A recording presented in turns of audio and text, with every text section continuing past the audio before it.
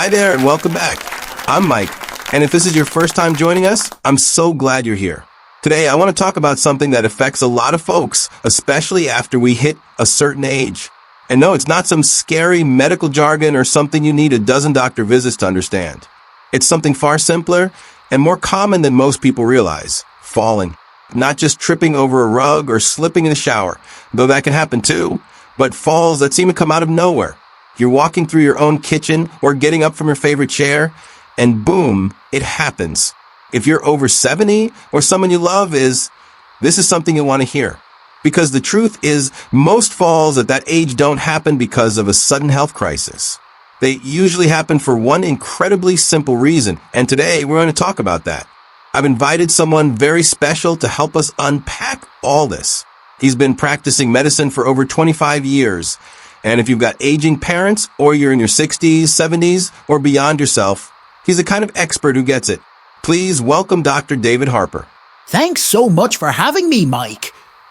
I'm always happy to talk about this because it's something I deal with nearly every day in my practice. And the people who fall? Most of them are bright, capable, active folks. Not frail, not sickly. Just good people who didn't realize what was really going on. That's what surprised me. You always hear, oh, she broke her hip, or he took a tumble outside. But what's really causing those falls? Because I've heard it's often not what people think. You're absolutely right. When people imagine falling, they think it has to do with poor balance, or maybe weak legs. And sure, that can play a role. But for folks over 70, the most common reason for a fall? It's simply this: not picking up your feet. Now, I know that might sound too simple, but it's true. The majority of falls happen because people start to shuffle when they walk. It's a very subtle change. One day you're walking normally, and over time, maybe even without realizing, you're not lifting your feet as much. And when that happens, it takes just the smallest thing: a rug, a crack in the sidewalk, even the edge of a shoe for your foot to catch. And when you're older, a little trip isn't always a little problem. The recovery takes longer. The injuries are more serious. So something as basic as how you walk can become a big deal. That's such a small detail, but it makes a lot of sense. Is there a reason why people stop picking up their feet as much? Is it just aging or something more? Great question. It's actually a mix of things. As we age, our muscles naturally start to shrink a bit. That's called sarcopenia. It's not something you really notice right away. You don't suddenly feel weak, but it starts to affect those tiny stabilizer muscles, especially around your hips and ankles. Add to that a little stiffness in the joints, especially first thing in the morning or after sitting for a while, and your walking pattern starts to change. You might take shorter steps. You might start leaning forward more. And slowly but surely, you stop lifting those feet all the way. That's when the real danger starts, because you're still walking, just with a higher risk of tripping over things that didn't bother you 10 years ago. So is this something folks can fix? Or at least work on? Absolutely. That's the good news here. You're not stuck with a shuffle forever. One of the first things I recommend to my patients is to practice something I call mindful walking. What that means is, the next time you walk, whether it's around the house or out to get the mail, really think about each step. Feel the heel of your foot touch the floor first, then roll through to the toe. Lift that back foot fully off the ground before stepping forward. Don't rush, just feel the movement. Most people are shocked when they realize how much they've been dragging their feet. But once you become aware of it, you can change it. So it's like you're retraining your brain and body? Exactly. You're teaching your body to walk well again. Because walking is actually a very coordinated activity. It involves your feet, legs, hips, core, even your arms swinging naturally. And when any part of that system stops working right, usually from disuse, you see the effect in your stride. And I'll tell you something else. Walking well is one of the best fall prevention tools there is. Not just because you're avoiding trips, but because good walking keeps your leg muscles strong, your joints flexible, and your balance sharp. So, walking better helps you walk better. That's pretty empowering. And what about the home? Because I know for many folks, falls don't happen outside on the street. They happen right inside the house. You're spot on. In fact, over 60% of falls in people over 70 happen inside the home. And again, it comes back to that shuffling. A bathroom mat that curls up at the edge, a cord from the vacuum, even a pet bed. All of those are hazards if your foot doesn't lift high enough to clear them. So we always talk about fall-proofing the home. But really, what we're doing is creating a space where small foot drags don't become big disasters. Simple things like double-sided tape under rugs, nightlights in the hallway, even just putting the shoes in a place where you won't trip over them. These changes matter more than you might think. I love how simple you make this, Dr. Harper. It's not about being scared, it's about being smart. We take care of our cars, our homes. Our walking deserves just as much attention. Exactly. And it's not about doing everything perfectly. It's about paying attention. The more tuned in you are to how your body moves, the better you'll move, and the safer you'll be. All right, folks. I hope you're finding this as helpful as I am. So many of these things are easy to miss until they become a problem. But just being aware, that's a powerful first step. Now that we've explored how shuffling feet and subtle changes in our walking can lead to unexpected falls, let's continue with a few more things that might be putting you at risk, even if you feel steady on your feet. We've been talking with Dr. David Harper about one of the most overlooked causes of falls after 70, just not picking up your feet enough when you walk. And if that surprised you, don't worry, you're not alone. But as we're learning today, it's often the smallest habits that make the biggest difference. Dr. Harper, you were saying it's not just about how we walk, but also where we walk. Let's dig a little deeper into that. That's right, Mike. Once you're aware of how your body is moving, the next step is to take a good look at your environment. Because even if you're walking just fine, your home can still set you up for trouble without you realizing it. I always tell my patients, your home should work for you, not against you. And for folks over 70, that often means adjusting things a little. Let's start with one of the biggest culprits, poor lighting. Now, this one seems harmless at first. You know your house. You've lived there for decades. You could walk through it with your eyes closed, right?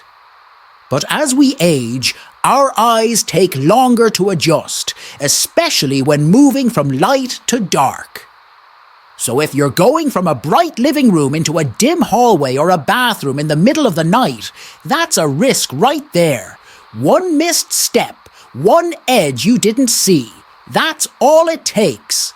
And it always seems like those accidents happen at night, doesn't it? Exactly. And usually it's something like getting up to use the bathroom or check on a noise.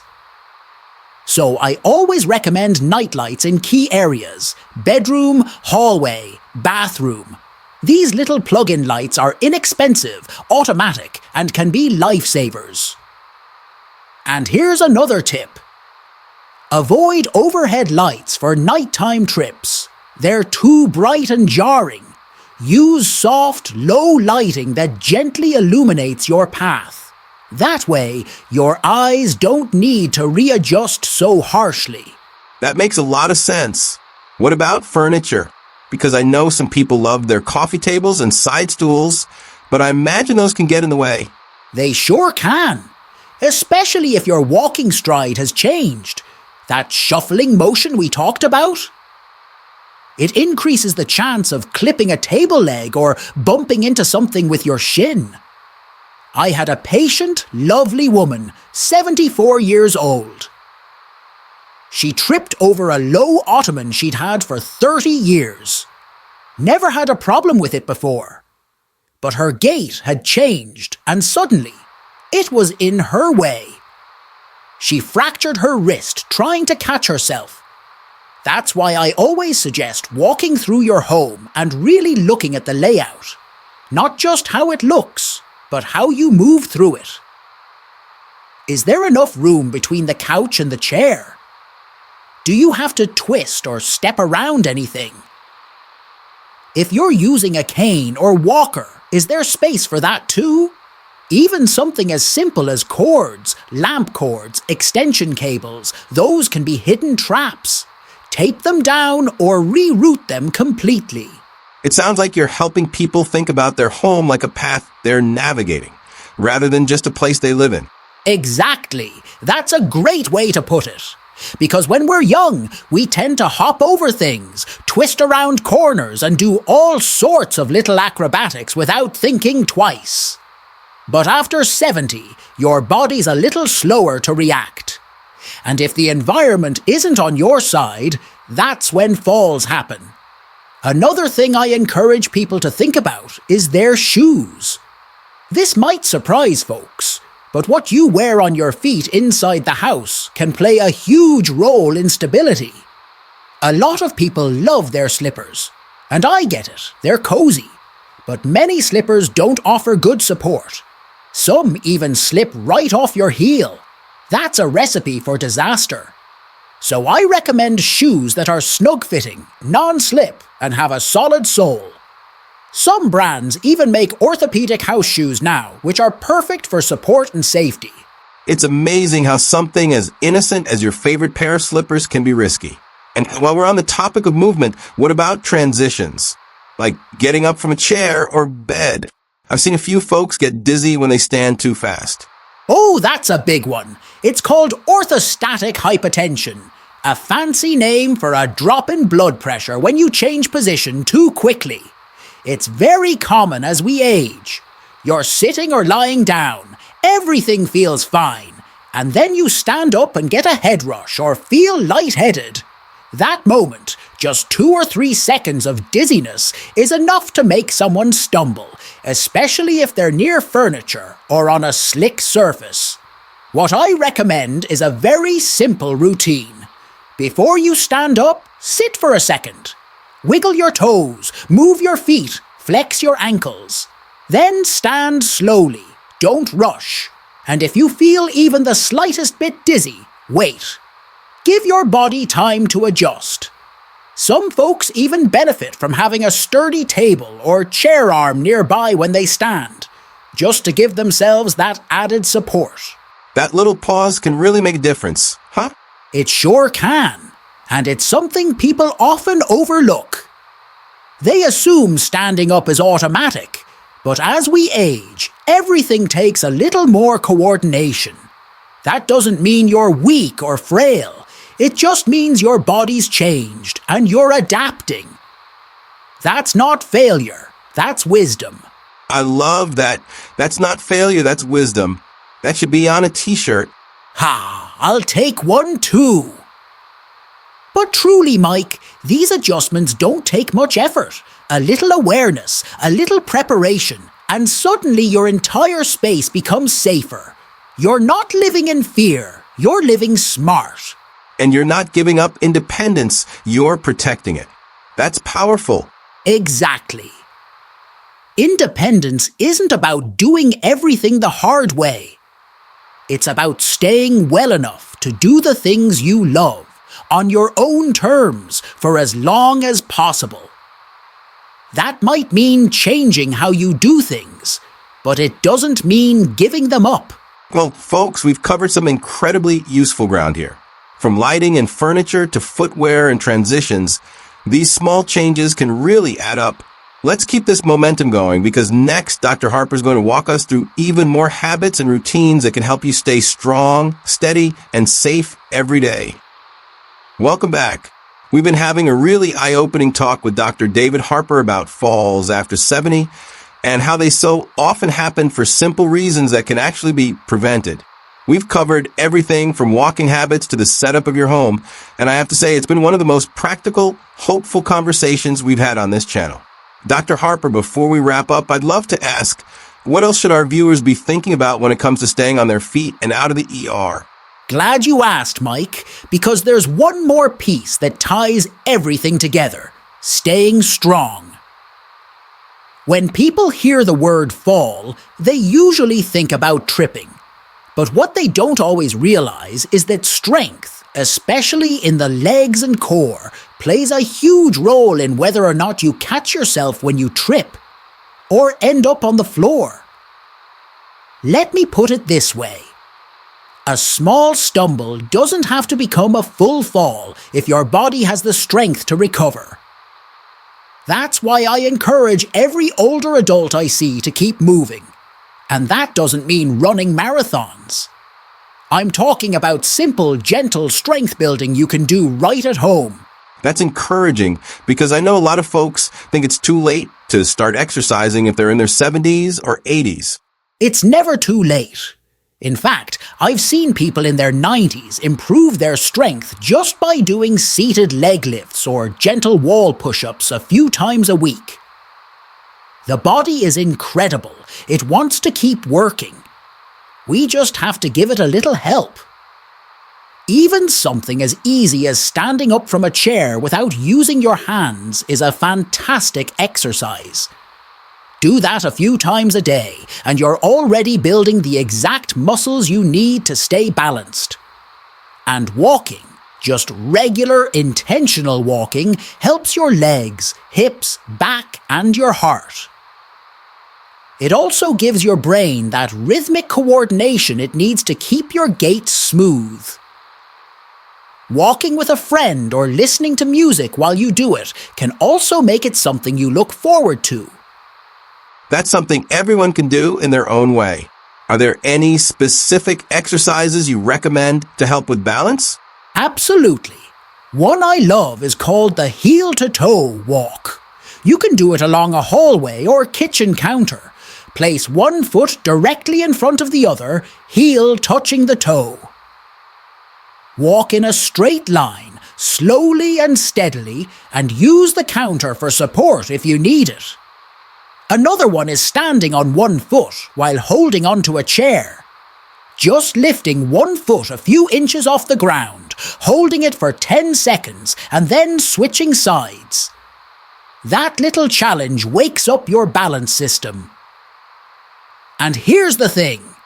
When you practice balancing, you don't just improve your body. You train your brain too.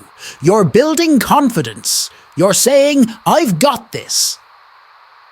And that mental shift alone can help prevent a fall. Confidence. That's so key, isn't it? Because once someone falls, it can really shake them up, even if they're not badly hurt. You're exactly right.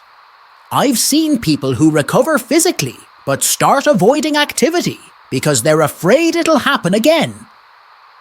That fear leads to less movement, which leads to more weakness. And suddenly, the risk is even higher. That's why prevention isn't just about avoiding a fall. It's about keeping people active and independent, which is what we all want. That independence is what it's all about. So whether it's working on strength, fixing up your living space, or just being mindful when walking, these are things anyone can start doing today. And I want to remind everyone watching, you don't have to do this alone. Talk with your doctor. Ask about physical therapy or balance classes. There are great programs at local community centers, senior gyms, even online videos designed for older adults. Don't be afraid to ask for support. It's a sign of strength, not weakness. That's such a good reminder. Nobody has to figure this out on their own. And the changes we're talking about today, they aren't just about safety. They're about living fully. Exactly, Mike. Falls aren't just scary because of what they do to the body. They often lead to losing confidence, losing mobility, and sometimes even losing the ability to live independently. But the flip side is just as true. Preventing falls means more time walking, traveling, gardening, playing with grandkids, dancing in the kitchen, all the things that make life sweet. Now that's the kind of motivation we need. And to everyone watching right now, whether you're 72, 82, or 92, you can take steps to stay steady and strong. It's not about doing it perfectly. It's about doing something. And if you've already had a fall, don't beat yourself up. Use it as a wake-up call, not a reason to stop trying. Absolutely. Falls are common, but they don't have to be inevitable. When you know the risks and take action, you're giving yourself power. And that's something to be proud of.